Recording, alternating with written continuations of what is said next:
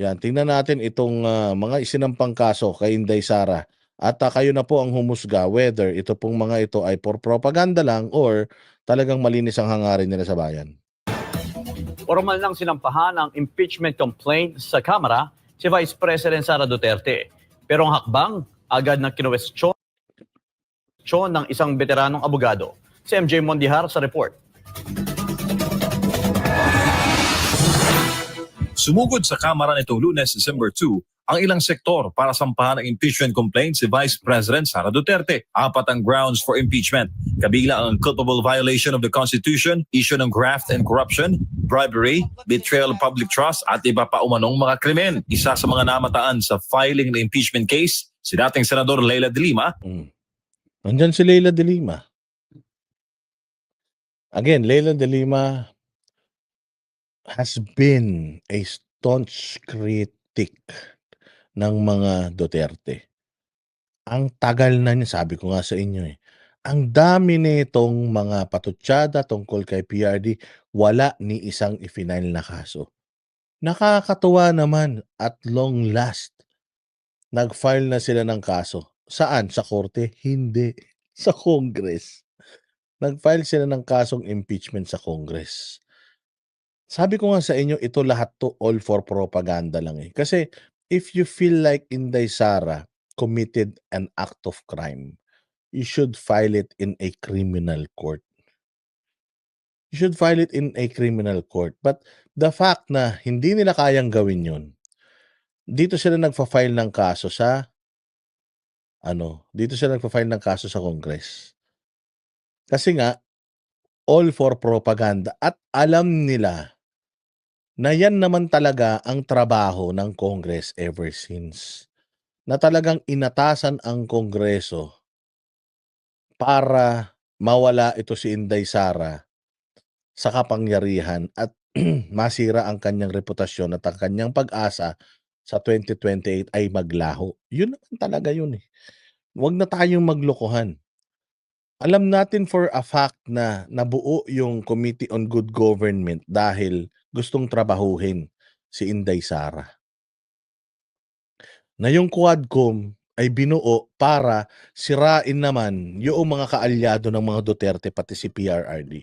Sirain si Bongo, sirain si Bato, yun.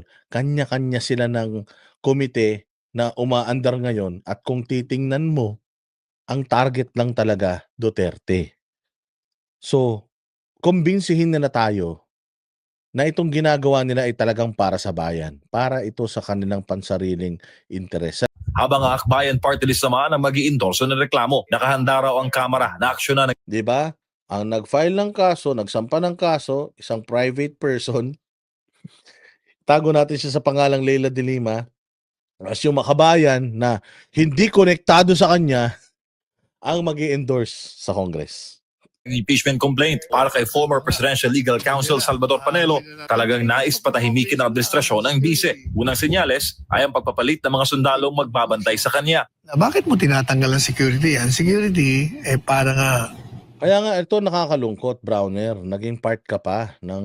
Sana, nung inutusan ka ng presidente, sana sinabi mo na, Mr. President, no, kasi dapat kapag ka ikaw, meron kang security personnel, dapat close sa'yo talaga at kilalang-kilala mo yung mga yan. Kasi nga, yan ang araw-araw na nakakaalam ng kilos at galaw mo. Tinginan pa lang, alam nyo na kagad senyasan pa lang, alam nyo na kagad. Kung papalitan natin yung security niyan, nung mga hindi niya pinagkakatiwalaan, tayo na delikado yan para sa kanya. Delikado ang buhay niya pagka ganyan. Kasi nga, walang tiwala walang trust at hindi nila alam yung galawan ng isa't isa. Kaya nga meron akong ipapakita sa inyo na isang video ni Inday Sara na meron siyang security, nandoon siya sa isang pampublikong lugar, merong nakatakbong tao, babae naman. May nakatakbong babae na nayakap siya at nahalikan siya nang hindi nakita ng security niya. Yun yung sinasabi natin, delikado. Kasi papaano, nagkataon, si Inday Sara is loved by the people. So delikadong-delikado yung ginawa nito nila Browner na papalitan or pinalitan yung mga security personnel ni Inday Sara. Kung ito na ngang mga pinagkakatiwalaan yung mga security personnel nalulusutan pa, lalong-lalo na kaya yung mga yung mga security personnel na hindi pinagkakatiwalaan ni Inday. So it just shows na itong government na 'to, kasama itong mga sundalo or itong si Browner, they are really conniving. Ano 'to, kumbaga it's working like a clockwork. Yung paninira sa mga Duterte, kay Inday Sara, kay PRD is working like a clockwork. As in, organisado talaga yung galaw. Nasa kanila kasi ang pera ng taong bayan kaya ganyan, eh.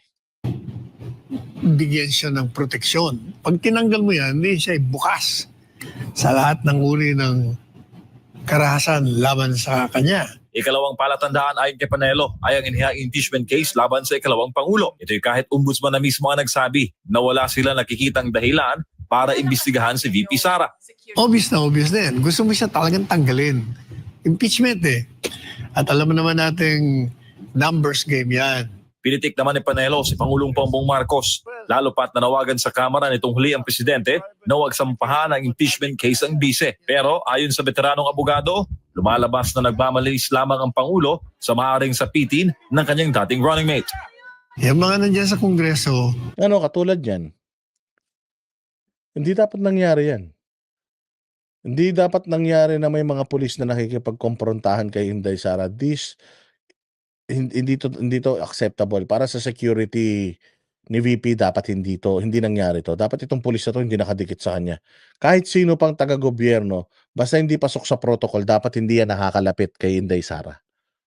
Kaya talagang kailangan din ng training din ng mga security personnel ng mga matataas na posisyon ng gobyerno natin. Kasi hindi talaga nasusunod yung protocol. hindi makakagalaw ang realidad sa Pilipinas nang hindi nalalaman at sinasang-ayunan ng presidente ng bansa. Yung impeachment na yan, talagang tutuloy nila yan. Regardless, gaya ng aking sinabi, na kahit na may sinasabi si BBM, na huwag nyo na ituloy yan, yun para malayo siya sa hinala na may kinalaman siya. Yan, ang totoo niyan, bading. Bakla talaga. Oo, malambot talaga itong presidente na ito. Kasi ang galing-galing mong magsalita na kwentong chichirya, may mga ganun-ganun pa siya nalalaman, di ba? Yung mga kwentong chichirya, ganito ganyan, humarap na lang siya sa sa pagdinig, tapos biglang sasabihin mo na yung impeachment, wala akong say diyan. Ulul. Wala kang say sa impeachment, putang ina, pinsan mo yung nandun. Kaya ngayon sinasabi natin na dapat hindi kasi kayo magkamag-anak, mga gunggong kayo. Dapat kasi hindi si Martin Romualdez to begin with ang Speaker of the House kasi presidente ka na nga eh. Kung pwede nga lang si Sandro Marcos, ilagay mo dun. Sana si Jaime Marcos nang ginawa mong Senate President para talagang family tree na kayo. Kaya nga nung panahon ni PRD, dito makikita talaga yung delikadeza eh. Sinusulong ng Kamara na si Pulong maging Speaker of the House. Sabi ni PRD, "Wag mong tatanggapin at wag kang maging Speaker of the House. Kung gusto mong maging Speaker of the House, aalis ako bilang presidente." Nakakahiya naman 'yun. Presidente ako tas anak ko yung Speaker of the House. Presidente ko tas anak ko yung may power of the purse. Pangit tingnan. Kung magnanakaw mga Duterte, sana may clamor naman ng tao na si Pulong Duterte yung magiging Congress Speaker of the House noon. Sana pinabayaan niya na. Pero hindi. Hindi, 'di ba? Sabi niya, "No, wag kang mag-speaker. Pag nag-speaker ka, I'll step down as president." Pangit tingnan. Hindi maganda. Lagi kong kinukuwento sa inyo 'yan. Si Basti Duterte binigyan ng magandang sasakyan ng naman 'yun, tawag dito, nakuha naman niya 'yun from his endorsement sa isang brand na siya ang model. Nung nakita ni PRD ang ganda-ganda nung sasakyan, sabi ni PRD, "Kanino yan?" "Sa'kin, bonus ko. Kasi endorser ako ng ganito, ganyan." "Ah, ganun ba? O sige, benta mo. Kung ayaw mong ibenta, wag mong gagamitin yan." Hindi magandang tingnan na namumuno tayo sa isang lugar tapos ang rangya-rangya ng buhay natin. Kahit na sabihin mong inano mo yan, kahit na sabihin mong pinaghirapan mo yan at pera mo yan, pangit pa ring tignan kung gusto mo na mag-flaunt ng yaman mo, bumili ka ng mga sports car, helicopter, kung ano man, umalis ka sa gobyerno. Para walang masabi tao sa'yo kasi private na tao ka. Pero kung public official ka, kahit marami kang pera, hindi mo dapat ipinakikita sa taong bayan kung gaano ka kagarbo. Deserve mo yan, alam ko, pero hanggat halal ka ng taong bayan, hanggat mahirap ang Pilipinas, hanggat may taong naghihirap sa bayan nating Pilipinas, dapat namumuhay ka ng sapat lang, ng hindi marangya, hindi magarbo. Ganun yun. Ganun ang mga Duterte. Tapos sasabihin nyo, kurakot ang mga Duterte? Napakagago nyo naman. 125 million na nakawin ni Inday Sara? Putang ina, di sana pumunta na lang siya sa gobyerno, mantakin mo, flood control project natin, 1.4 billion per day. Bakit ka pupunta sa isang opisina, unang-una sa lahat, walang function, pangalawa, ang late-late ng budget ng OVP, kaya nga ang budget ng OVP, 1 billion lang eh. Tama? O 2 billion lang yata, o 1 billion lang. Kaya nga 1 billion lang ang budget nila kasi wala talaga silang function. So kung gusto ni Inday Sara na yumaman, tumakbo na lang siya ng presidente. Kaya nga it doesn't make sense yung sinasabi ni Bersamin na nangangarap silang maging presidente. Sinasabi ni Kongkong na nangangarap maging presidente. Yung sinasabi nung Zamora na di sana tumakbo siya ng presidente kung siya naman pala talaga yung mananalo. Ayun na nga, hindi kasi sila patay gutom, hindi sila magnanakaw katulad ninyo. Na kung meron lang kayong slightest of chance na maging presidente, putangin na ninyo, tatakbuhan nyo yan sigurado. Slightest of chance. Mantakin mo si Inday, napakalaki, 58% hindi siya tumakbong presidente. Bakit? Kasi nga, hindi siya ganid sa kapangyarihan. Alam niya na hindi ako 100% sold sa posisyon na yan. Hindi ako tatay ko na 100% sold. Meron na siyang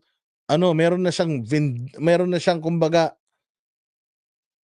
vindictive na siya na, or meron na siyang mga plano talaga para sa bayan. Pero si Inday, during that time, baka siguro bata pa talaga siya, hindi pa niya nakikita sa sarili niya na kaya niyang i-lead yung Pilipinas. Therefore, hindi siya tumakbo bilang presidente. Gusto niya pang maging nanay sa mga anak niya. Kasi pag naging presidente ako, 6 na taon yung mawawala sa buhay ng mga anak ko. Kasi nga pag presidente ka, talagang wala ka ng personal na buhay. At ayaw ko nun, bilang isang nanay, ayaw ko na hindi ko makita yung mga anak ko or hindi ko sila maasikaso. Eh gusto lang pala ng pera ni Inday. Mayaman yan sila, mind you. Mayaman si Man Scarpio. Mayaman ang pamilya ng napangasawa niya. At si Inday, mayaman din yan. Sabi nga ni PRD, meron yan mga tracking businesses. So hindi niya na kailangan yan. Or kung kailangan man niya yan, sigurado ako hindi niya yan kukunin sa kaban ng bayan. Kung merong isang bagay or dalawa at least ang hindi mo pwedeng ibintang sa mga Duterte, unang-una ang corruption, pangalawa yung pagtitinda ng droga. So it doesn't really make sense na itong si Inday Sara ay magnanakaw sa taong bayan. 125 million ang nakawan sa gobyerno, daan-daang bilyon. Billions, mga bossing. Merong isang dating Duterte supporter na loyalista na ngayon. Na galit na sa mga Duterte. Ang dating lumapit kay Basti Duterte para mag-alok ng kikitain. We are talking about tens of millions. Mga less than 50 million commission. Pero in the ballpark of that, nandoon sa ballpark na yun, mga 10 to 50 million kickback sa proyekto. Anong ginawa ni Baste? Pag-alis ng tao, ayaw ko nang makikita dito yan. Pag pumunta ulit yan, wag nyo nang papapasukin. nainsulto si Baste. Kasi putang ina mo, ang kapal ng mukha mo, nandito ka para labanan ng kahirapan, tapos sasabihan mo ko na kung sa'yo ako magpapakontrata ng mga proyekto sa probinsya ko, meron akong ganitong kalaking perang makukuha. Kilala niyo na siguro kung sino yan.